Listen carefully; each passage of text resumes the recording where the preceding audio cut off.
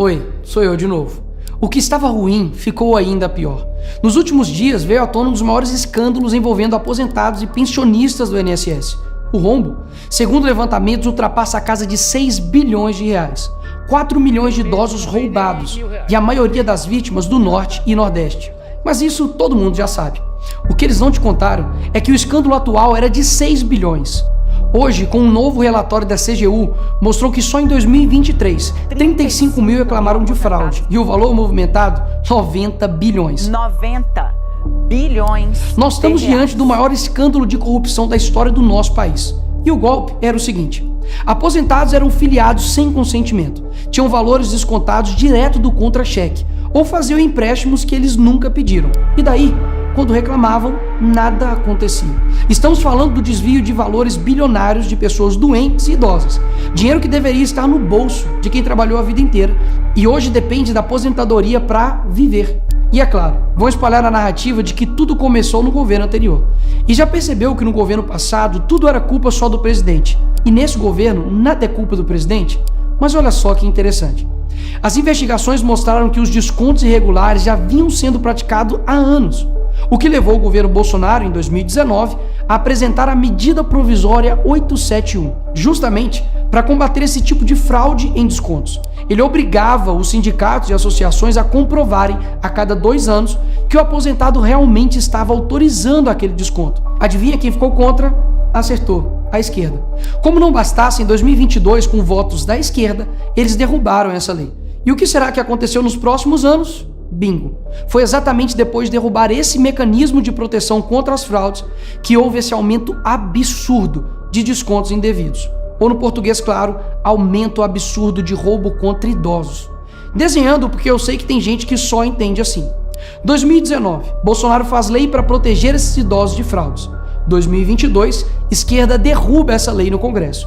2023 e 2024, explosão de fraudes. E ainda tem gente surpresa com isso. Não foi o Alckmin que disse: o ladrão quer voltar à cena do crime. E de fato voltou. Desde o início do governo Lula, representantes dos ministérios da Previdência participaram de pelo menos 15 reuniões com entidades que hoje estão sendo investigadas. Inclusive, o próprio ministro Carlos Lupe e o ex-presidente do INSS, Alessandro Stefanuto, estiveram em 8 dessas reuniões.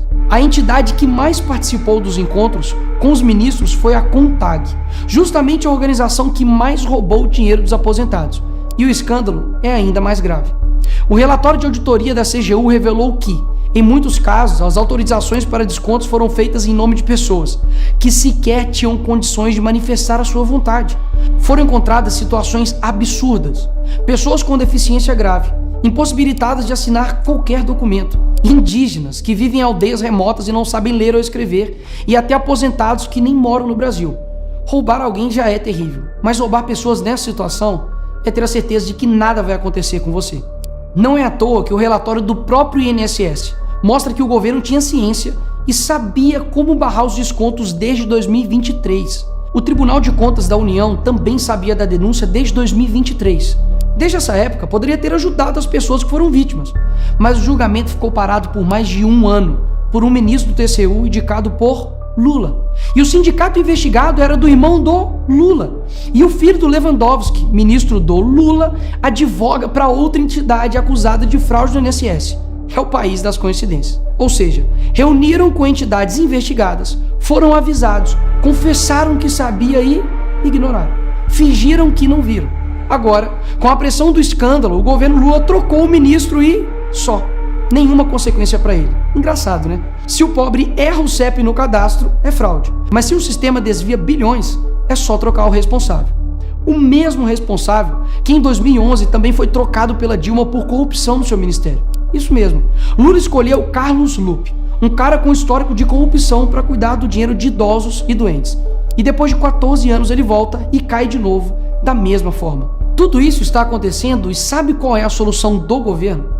O INSS usará o dinheiro do povo e devolverá o dinheiro aos aposentados e pensionistas.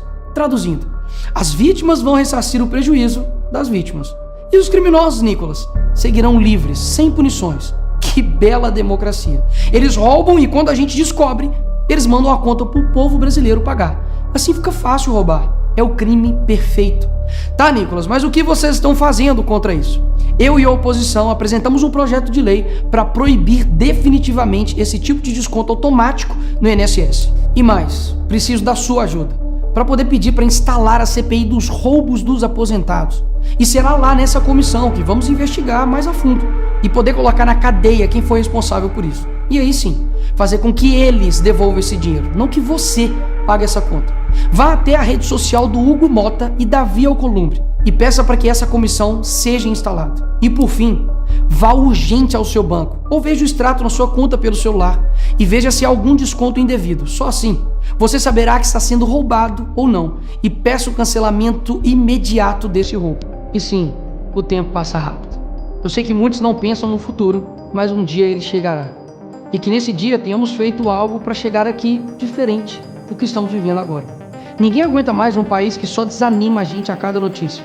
Mas para chegar aqui diferente, a gente precisa fazer algo diferente agora. Porque o partido que prometeu cuidar do povo, um presidente que se colocou como o pai dos pobres, acabou explorando quem eles mais juraram defender. Mas eles só chegaram lá porque muitos acreditaram neles. E até quando? Porque quando chegar aqui, talvez seja tarde demais para mudar o Brasil.